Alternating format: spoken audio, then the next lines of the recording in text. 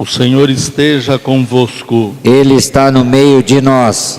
Proclamação do Evangelho de nosso Senhor Jesus Cristo, segundo São Lucas. Glória a vós, Senhor. Naquele mesmo dia, o primeiro da semana, 2 dos discípulos de Jesus iam para um povoado chamado Emaús, distante 11 quilômetros de Jerusalém. Conversavam sobre todas as coisas que tinham acontecido. Enquanto conversavam e discutiam, o próprio Jesus se aproximou e começou a caminhar com eles. Os discípulos, porém, estavam como que cegos e não o reconheceram. Então Jesus perguntou: o que ides conversando pelo caminho? Eles pararam com o rosto triste.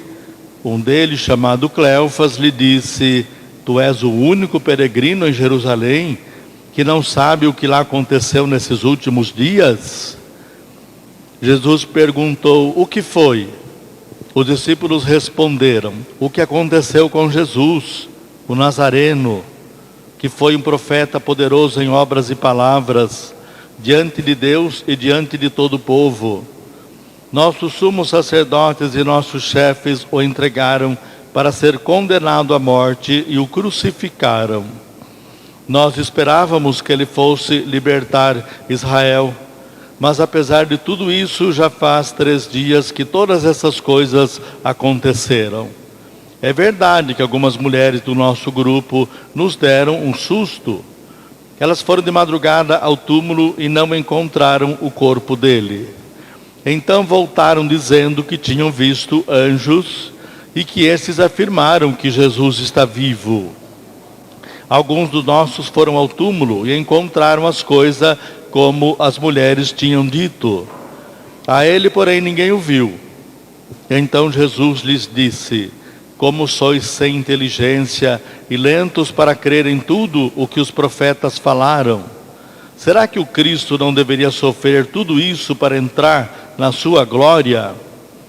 E começando por Moisés, passando pelos profetas, explicava aos discípulos todas as passagens da Escritura que falavam a respeito dele. Quando chegaram perto do povoado para onde iam, Jesus fez de conta que ia mais adiante. Eles, porém, insistiram com Jesus, dizendo: fica conosco, pois já é tarde e a noite vem chegando. Jesus entrou para ficar com eles.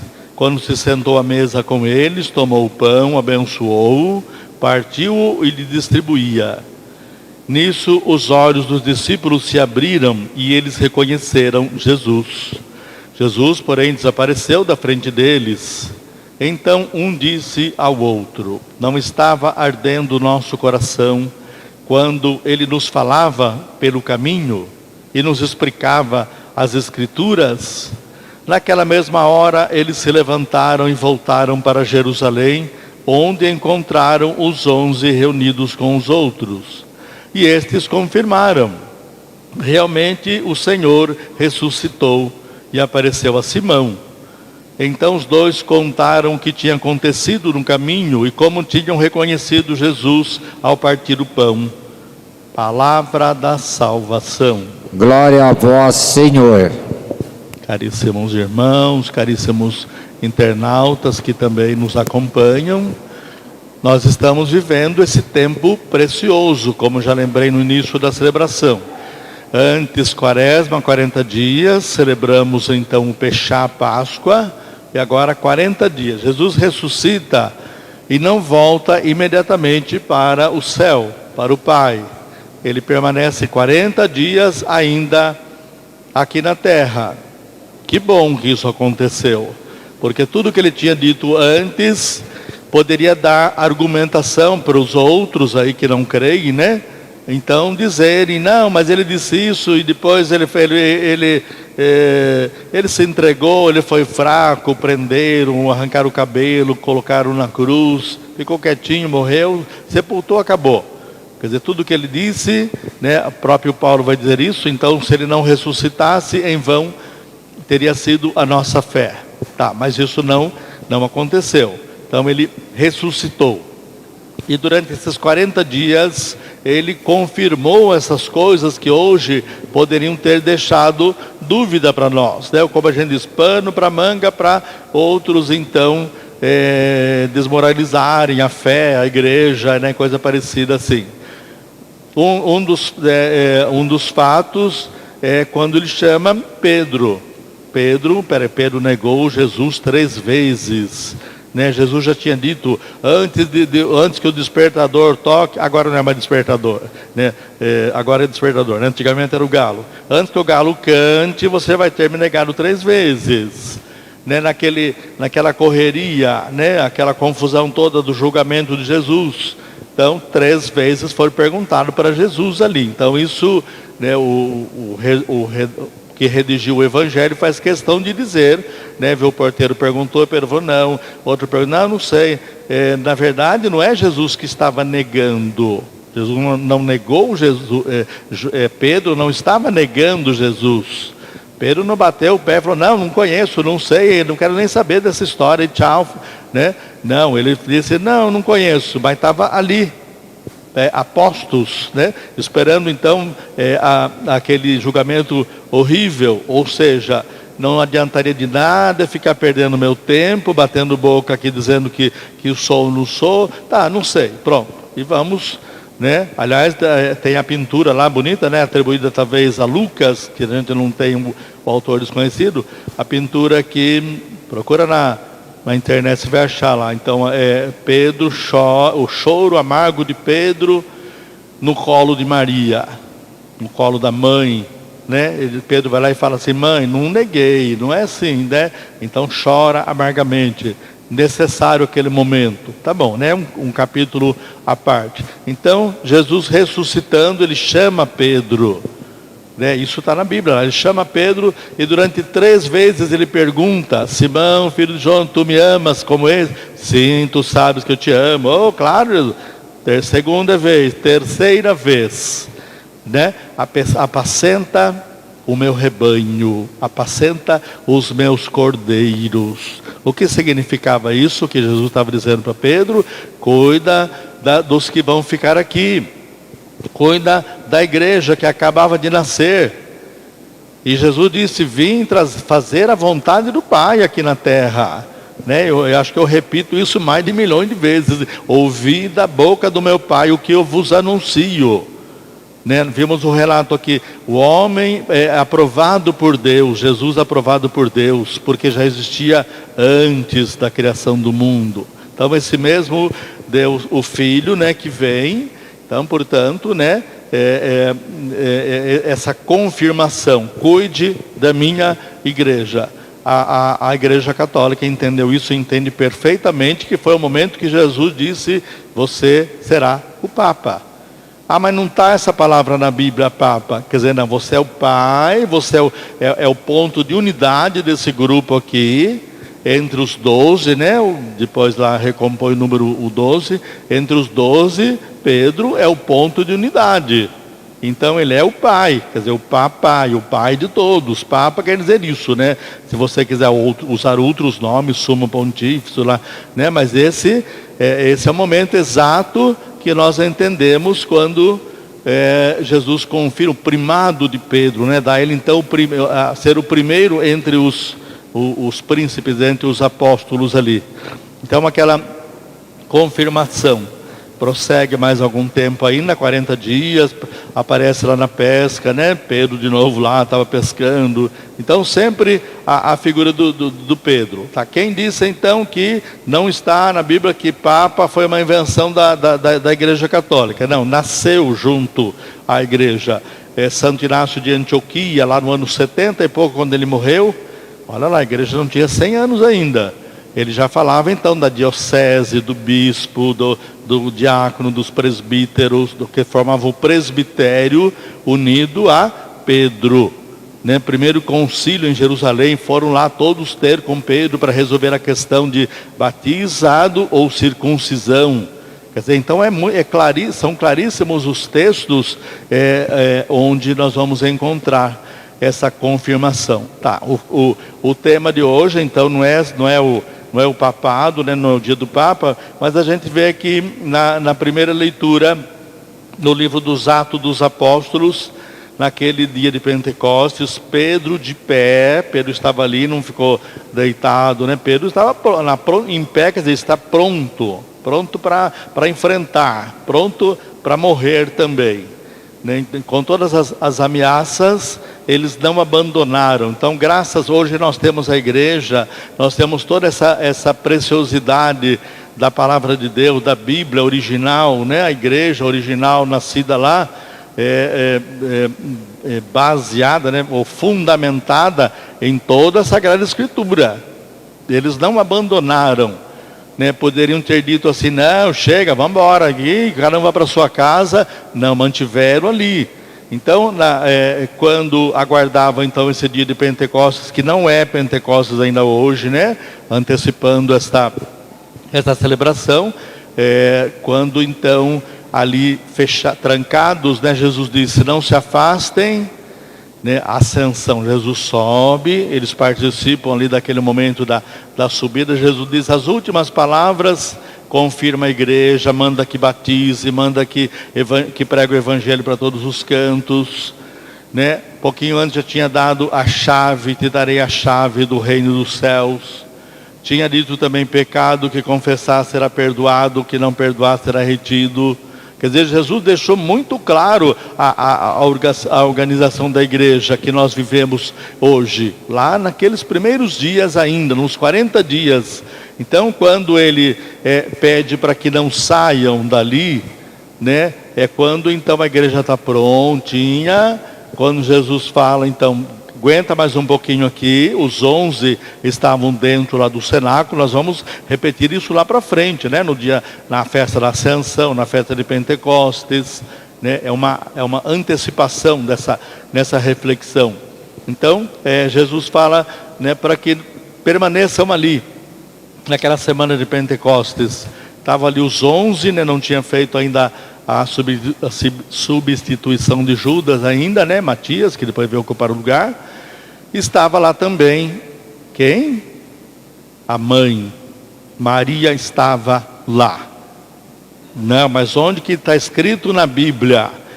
Leia, né, a espiritualidade da cruz, quando Jesus, as últimas palavras da cruz, ele diz, filho, igreja, aqui está a sua mãe.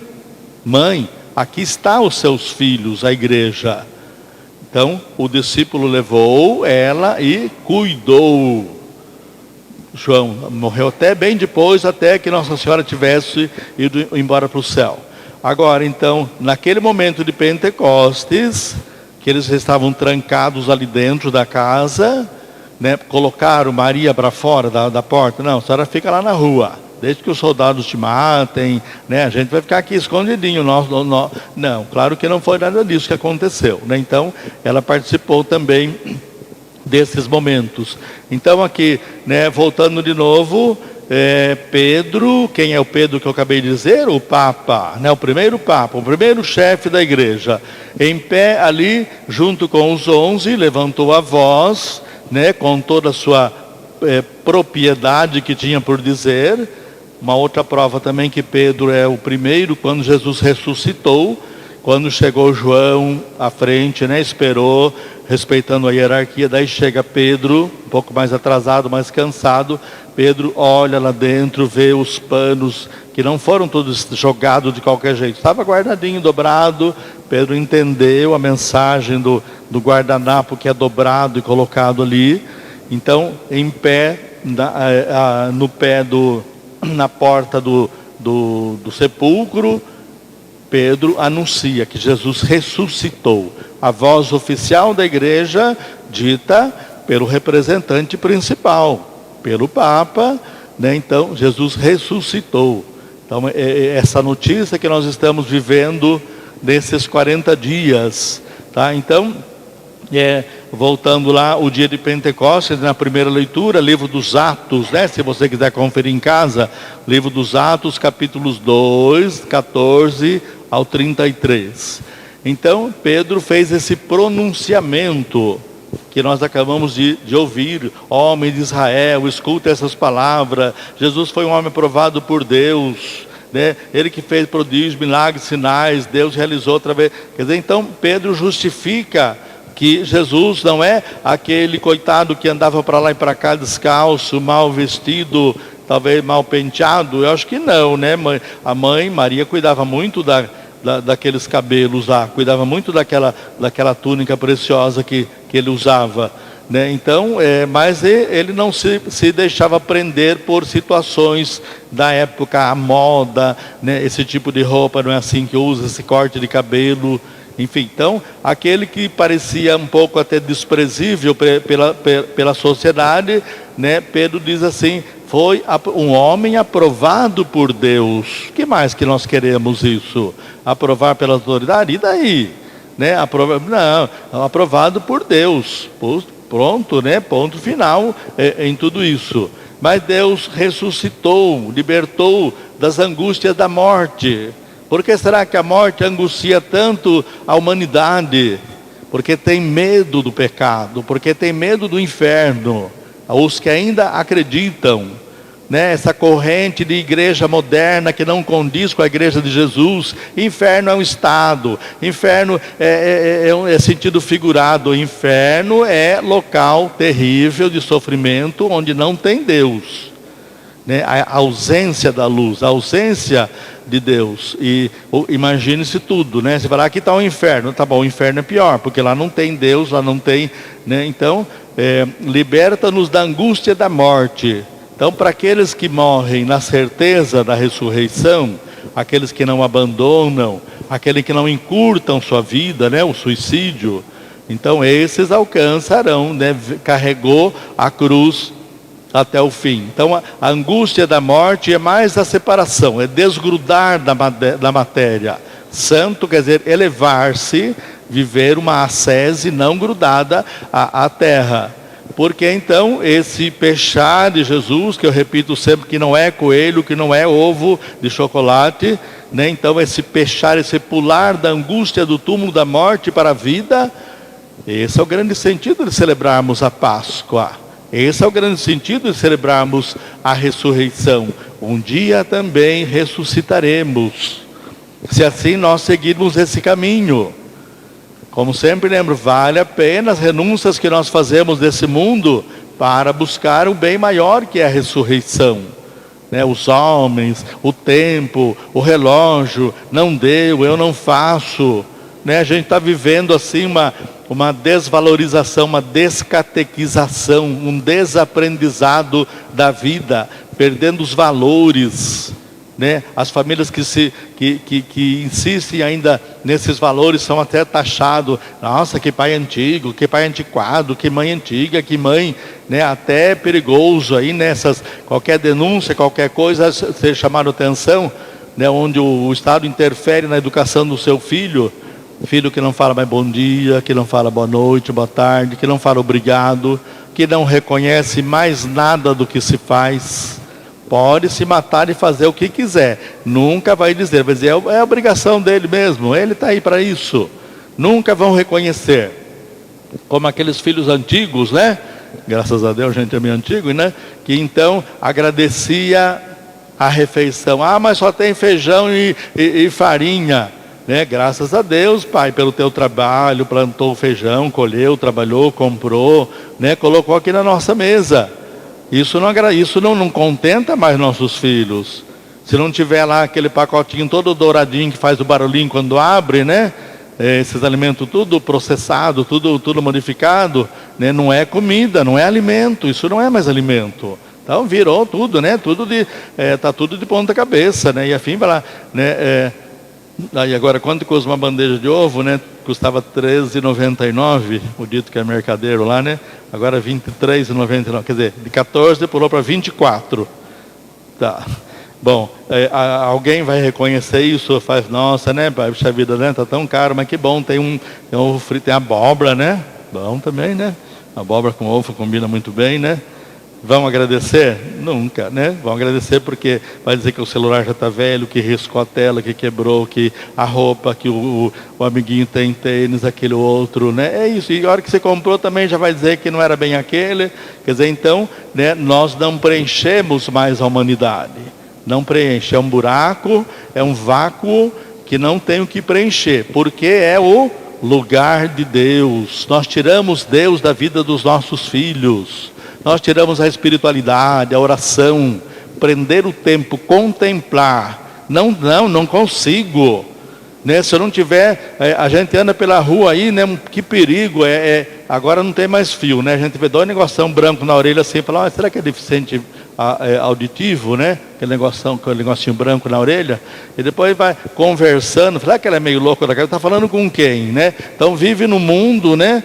Ali, né, um fone de ouvido, prejudicial ao aparelho auditivo, né? E quanta sujeira está entrando ali até droga virtual já existe, né? Então é esse mundo que nós vivemos e vai falar para eles, nós somos antigos.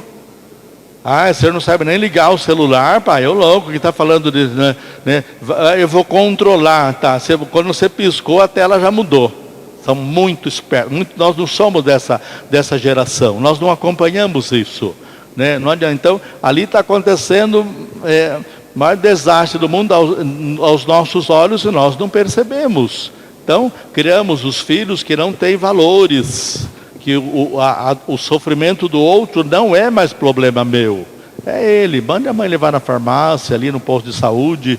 Eu não tenho nada com isso, né? Então, essa desvalorização da vida, essa falta de contemplação, arrancar o ouvido, fone de ouvido, arrancar, desligar, parar, refletir, ficar lá um tempo em contemplação de Deus, não tem mais, né? Não contemplamos o amor.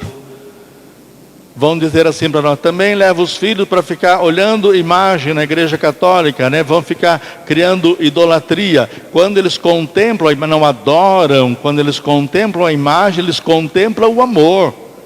Não tem imagem de Satanás na igreja, não tem imagem de bandido, não tem imagem dessa lixeira toda que a gente assiste todo dia aí.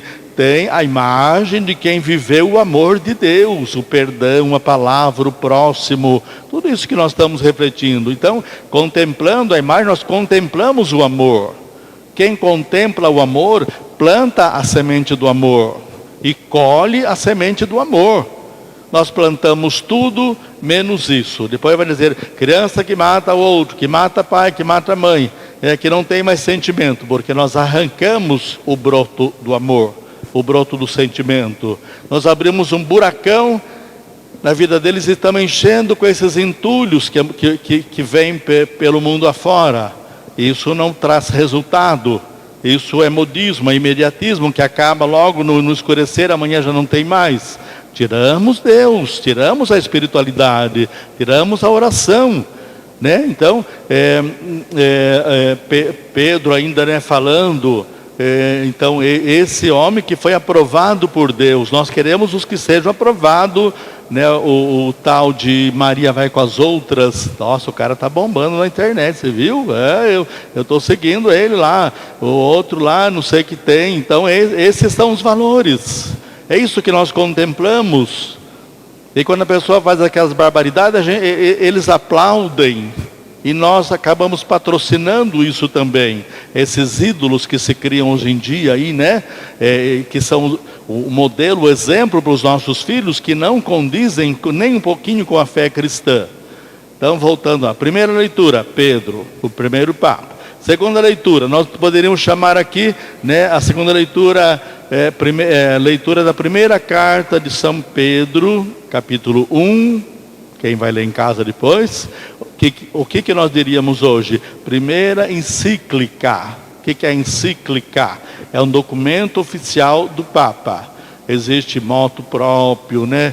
Existe a bula da criação de uma diocese. Então são os documentos, mas a encíclica é algo que é a palavra oficial da igreja, que o Papa escreveu, que releu, que o grupo revisor, né? Nenhum prejuízo à fé, Então aí é publicada então essa encíclica, né? Então aqui hoje nós temos aí a primeira carta de São Pedro. Pedro, Simão, filho de Jonas, tu és pedra, né? Caríssimo, se você invoca o Pai, aquele que sem discriminação, quer dizer, o Pai que julga, não o julgamento do mundo, o julgamento, a injustiça do mundo, que julga a mentira, que encobre a sujeira toda. Esse julgamento que a gente está vendo. Não tem mais justiça, não tem mais direito, né? Não adianta você falar, não, eu tenho certeza que eu vou entrar porque eu vou ganhar, porque eu fiz tudo direitinho. Não tenha mais não, porque isso não vale mais. Vale a opinião daquele que está lá e que vai te julgar. Então Pedro diz, não é esse que julga, mas é esse que o Pai, que Jesus, através de Jesus, o Pai julga com sabedoria. Então, vocês foram resgatados de uma vida fútil, né? uma herdada de vossos pais. Então, temos que tirar essa herança mal também, que vem de longe, né? Que mancha a humanidade, né? Que mancha, então, que nos enche de defeitos. Tirar então esse resquício antigo, ou daquilo que disseram para o mundo disse que é bom, e nós vivemos.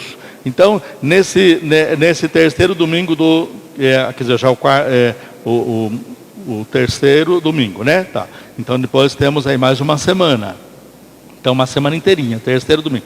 O trechinho bonito do Evangelho de Lucas, no capítulo 24, 13 ao 35. Eu agora, né, acho que já talvez tenha falado um pouquinho demais, mas não pode deixar de fazer esse fecho aqui. Todo mundo conhece a FRAC, né? A gente sabe que é uma dificuldade muito grande.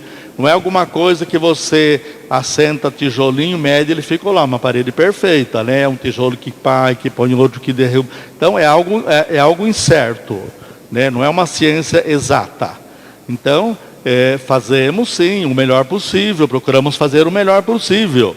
E se as pessoas dizem, estão tratando de vagabundo, daqui a pouco estão na rua fazendo a mesma coisa, tá bom? Importa é a semente que foi plantada, importa é o amor que foi expressado, importa é saber que existe a palavra de Deus e que ela, nos momentos difíceis, está ali para ajudar a levantar.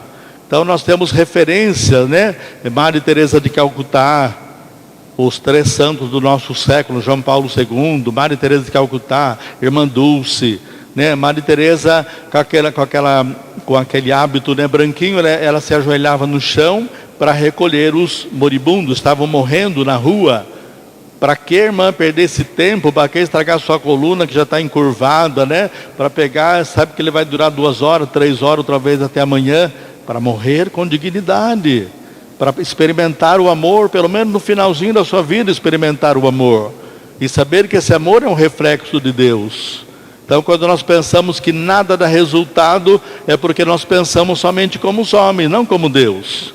A irmã Dulce, né, nossa baianinha lá, tão querida, tão estimada, irmã Dulce, né, a Dulce dos pobres, lá, hospital, acho que é o maior hospital que atende a população, né, até o governo anterior, deu uma grande, lá, um repasse para refazer uma boa reforma ali, que até então era só vivia de esmola. Então a irmã Dulce, que também fraquinha, né, desse tamanho, aquele toquinho de mulher, curvadinha, doente, franzina, mas que trabalhava, parecia um trator, o tempo inteiro trabalhando, exatamente como fazia Madre Teresa. Aquelas crianças, aquele monte de crianças chorando, ela dando mamadeira para um e cuidando de outro, e trocando a fralda de outro, né? Irmã, para que a senhora está muito cansada. Não estou cansada. Né, lá no hospital que ela criou, ela que criou aquele hospital lá, né, e ali trabalhando, né, e depois então alguém pegava, não, ela está doente, leva lá para a enfermaria, vamos, interna lá, faz um soro, né, alguma coisa, e ela falava, enquanto não der o remédio eu não saro. Mas irmã, quanto remédio, se ela tomou o remédio, vai estar faltando o remédio. Que remédio? A Eucaristia. Trazia a comunhão, ninguém segurava mais aquele tratorzinho ali, sumia pela janela, sei lá por onde. Cadê a irmã? Está lavando escada, está lavando banheiro, está lá na rua pegando, recolhendo. Então, né, a força da Eucaristia, Eu quero então prender a nossa reflexão nesse texto de hoje aqui, né, nesse evangelho que eu acabei de citar, né, Lucas 24, do 13 ao 35. Então estavam caminhando, dois discípulos estavam caminhando. A fraque tem essa espiritualidade. Assim nasceu a fraque. As pessoas desanimadas na sociedade são levadas para a fraque, né, para Emaús. Lá recebem tudo isso que eu falei, a Eucaristia, né? Se eles seguem depois é outro problema, faça. Então depois voltam para a sociedade, para a família, animados. Esse é o objetivo, né? É a espiritualidade da fraque. Então esses dois homens indo pelo caminho desanimados, né? Esperava que no momento final da cruz Jesus descesse, matasse os soldados ali, né? Não aconteceu nada, morreu quietinho, ficou, né? Foi sepultado. Eles andando para a estrada, de repente Jesus, corpo glorificado, corpo ressuscitado, chegou e se pôs no meio deles ali. Ou é que vocês estão conversando aí pelo caminho, né? Porque estão tão tristes e desanimados? E um deles até puxa a orelha de Jesus, né? Nossa, você é o único peregrino, hein? Todo feliz da vida, aí não sabe o que aconteceu? A gente depositou tanta esperança no Cristo, no Messias, veio lá, mataram, né? Alguém falou que ressuscitou, sei lá, mas a gente não viu nada.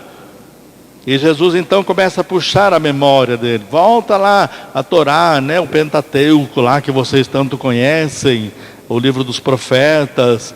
E foi falando, e quando chegou no local, o desenho do folheto é bonitinho, a gente nunca olha, né? Mas é bem significativinho ali.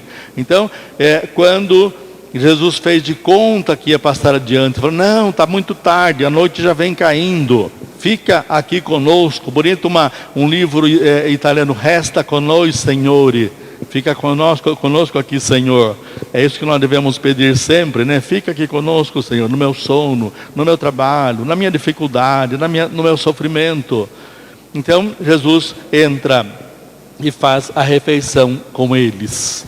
Né? Lembra que Jesus, então, celebrou a última ceia, instituiu a Santa Eucaristia. E naquele momento, então, eles veem o gesto de Jesus.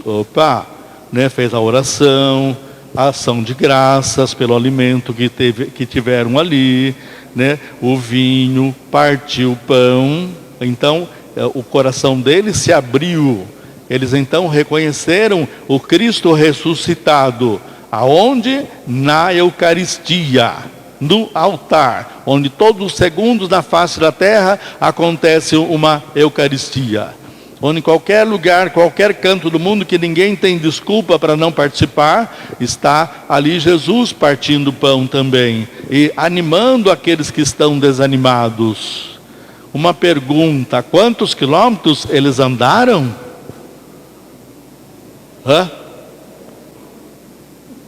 Quantos? Não prestaram atenção, né? Na leitura. 11 quilômetros? É isso? É ou não é? Louco, não? Tá. É ou não é? 11 quilômetros? Está errado. Vocês fugiram da aula de matemática desse dia? Agora todo mundo corre catar o folheto para ler, né? De Jerusalém a Emaús, a aldeia de Emaús, estava então distância de 11 quilômetros. Aquela mulher acho que acertou, hein, pelo que ela fez ali, né? Acho que sim, viu? Quantos quilômetros eles andaram? Quantos? A neném não sabe? Eles andaram 22 quilômetros. 11 quilômetros andaram. Chegando lá, eles falaram, vamos dar uma descansada aqui, né? Imagina 11 quilômetros, vamos lavar os pés, colocar o pé para cima um pouquinho aqui, dar uma descanso. Depois a gente, não, imediatamente, acabaram de receber a comunhão, acabaram de comungar, voltaram mais 11 quilômetros. encontraram lá com o povo bom, né? Os apóstolos, os discípulos de Jesus, e confirmando tudo isso. Olha a força da Eucaristia, caminhar 22 quilômetros. Nós comungamos e saímos daqui, né? O carro está ali na porta, ou então a gente demora um pouquinho, agora é bom porque é só soltar no decidão, vai embora, né? Já está pertinho de casa, ainda reclamando. Eles andaram 22 quilômetros. Quantos quilômetros nós andamos com a força da Eucaristia? O que nós fazemos depois de tudo isso, essa força misteriosa, essa força divina que nós recebemos? O que nós testemunhamos para os outros que ainda não creem, ou que creem de maneira que os homens explicaram? Então, essa passagem importantíssima de hoje, né, voltaram, então contando tudo, animados, tudo aquilo que aconteceu, né? Realmente o Senhor ressuscitou. Então essa é a confirmação, a voz da igreja, a exortação, o convite a caminhar, e depois o fruto, o resultado que nós colhemos. Para quem fala, Deus não existe, a gente vai na missa e volta a mesma coisa, porque você está caminhando sozinho. Comece a convidar Jesus para caminhar do seu lado. Deixe que a Escritura faça arder o seu coração. Nós lemos a Escritura como se fosse ler gibi. Não existe mais gibi, né? Como se estivesse lendo também não existe mais jornal, né? Como se estivesse lendo a propaganda do mercado ali, ou coisa parecida assim. Então, quando você aprender a debruçar, a mergulhar na espiritualidade da Sagrada Escritura, da Bíblia, e o seu coração arder, pode ter certeza que você já está começando a dar os primeiros passos. Não deu ainda, né? Nossa, ainda sim, é os primeiros passos. Então, estaremos aí indo ao encontro daquele que por sua cruz, que por tudo isso carregou nossos pecados e nos mostrou o caminho da vida, não o caminho da morte, não o caminho que tem fim aqui na terra. Louvado seja nosso Senhor Jesus Cristo.